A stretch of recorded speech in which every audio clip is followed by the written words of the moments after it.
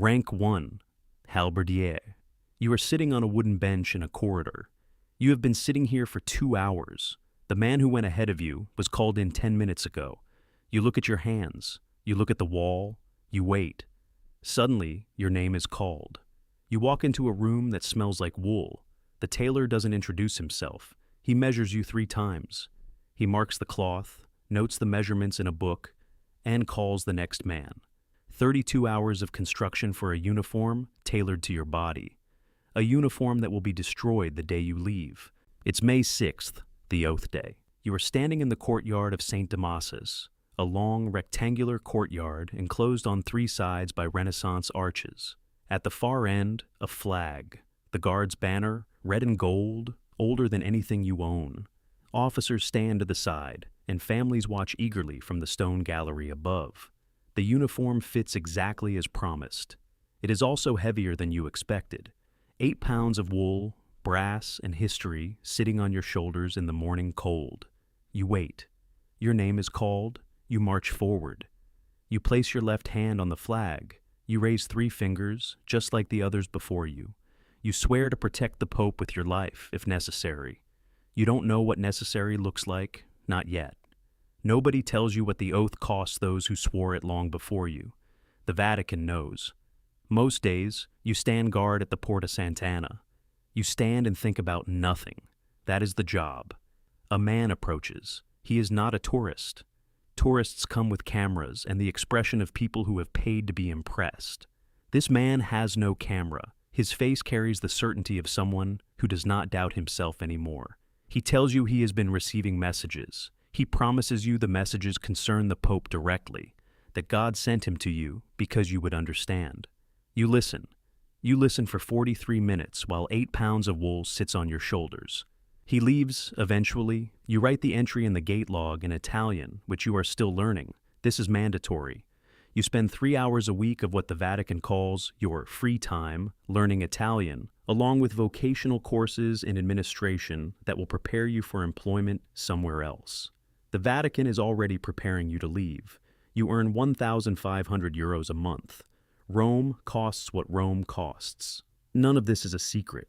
It was simply not mentioned when you enlisted. Rank 2, Vice Corporal. You are standing at a desk with a pen and form in front of you. There's no ceremony, no flag under your palm. Just 25 more months of the same gate, the same shift. You sign the form. The officer across the desk takes it. He does not look up. You are dismissed. Same gate, same shift. The tourists arrive with their cameras and expectations. The man who claims to have messages from God. You wait, you listen, and you write the entry in Italian, which isn't difficult to write anymore. You already know what today looks like. You know what the week looks like. You wake up at 5 a.m., and the day is already scheduled, even before you leave your bed. Somewhere inside the next 3 years is a medal, the Benemerenti, awarded to a guard after 3 years of service. It is not a promotion. It is just the institution's acknowledgement that you were here, that you stayed, that you did what was asked of you without questions. You are not sure why the medal matters, but you have watched enough men leave without it to know that it does. 3 years of service, no incidents, and it is yours. That is the agreement. But the agreement means something else inside Vatican walls. It means yours, unless a superior decides otherwise, for reasons that do not need to be documented. In a city-state where the investigation stays inside the city-state. You keep your head down. You write clean gate logs. You do not think about the what-if. On your day off, you leave through the Porta Sant'Anna in civilian clothes. The city hits you differently without the 8 pounds on your shoulder. You walk down toward the Tiber, then left along the embankment where the plane trees are dropping leaves onto the pavement. You don't have a destination. You spot a cafe on a side street, not a tourist cafe, the kind with 3 tables and an old coffee machine. You sit outside, you order. The cup arrives, small and dark. It costs €1.50. You watch the street. A woman arguing on her phone. A couple walking their dog. Nobody knows you are here. Nobody knows what you do. You are just sitting at a table in Rome on a Tuesday morning. For the next 4 hours, that is all you want. The person at the next table asks if you speak Italian. You do now. The conversation goes longer than you expected. You learn she is studying architecture. She has been in Rome for 8 months. She knows a place nearby that does the best supplie you have ever had, which she proves within the hour. You walk back to the Vatican in the early evening. The gate is exactly where you left it.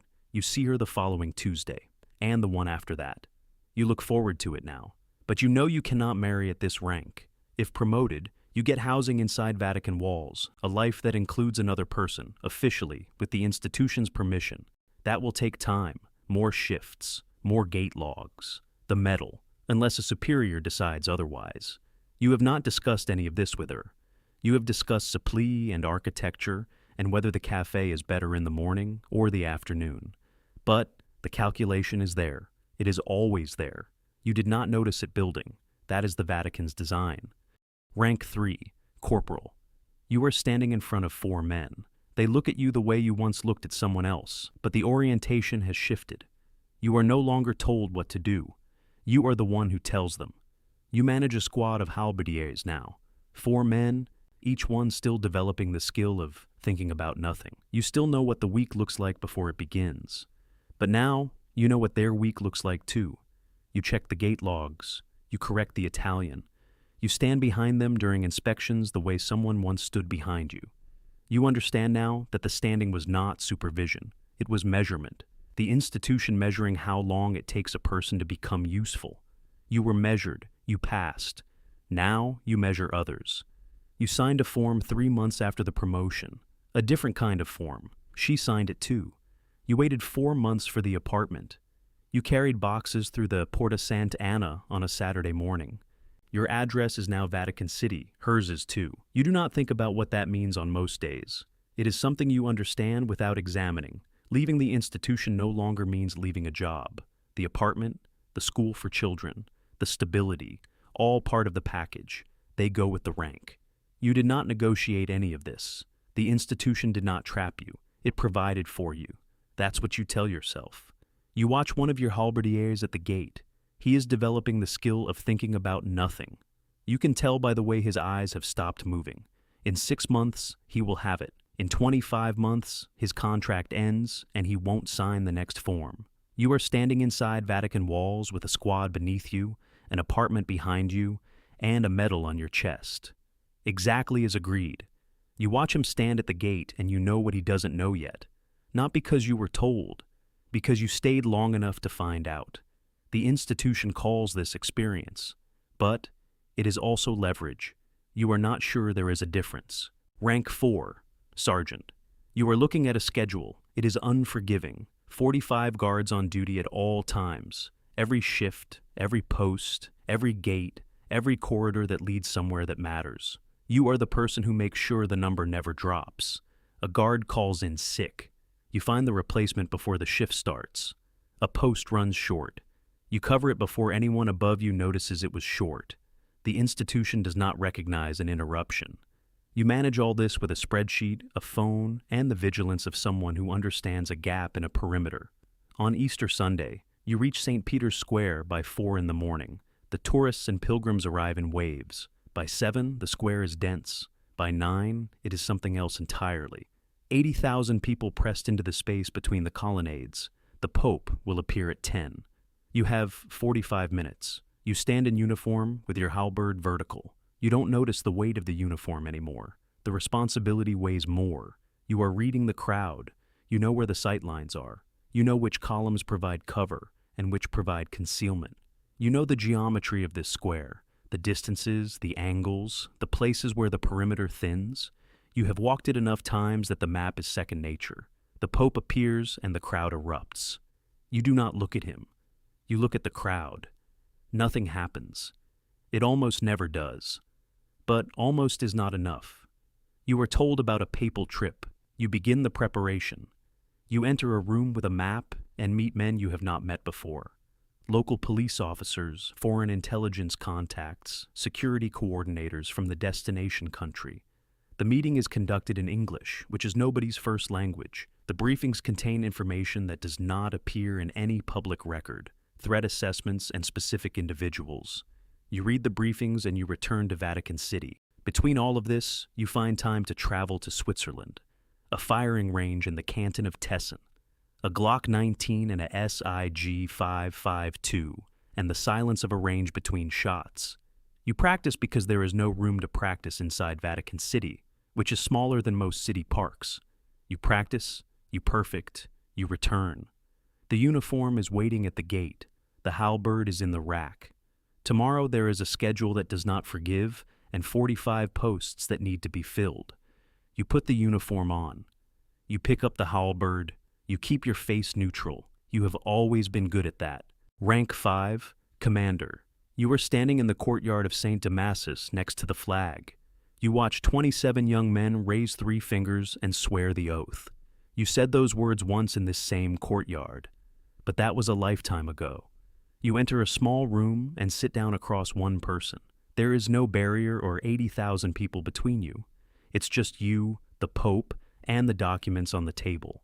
You are the only person in this system with direct access to him. You are the 35th person to be the commander since 1506.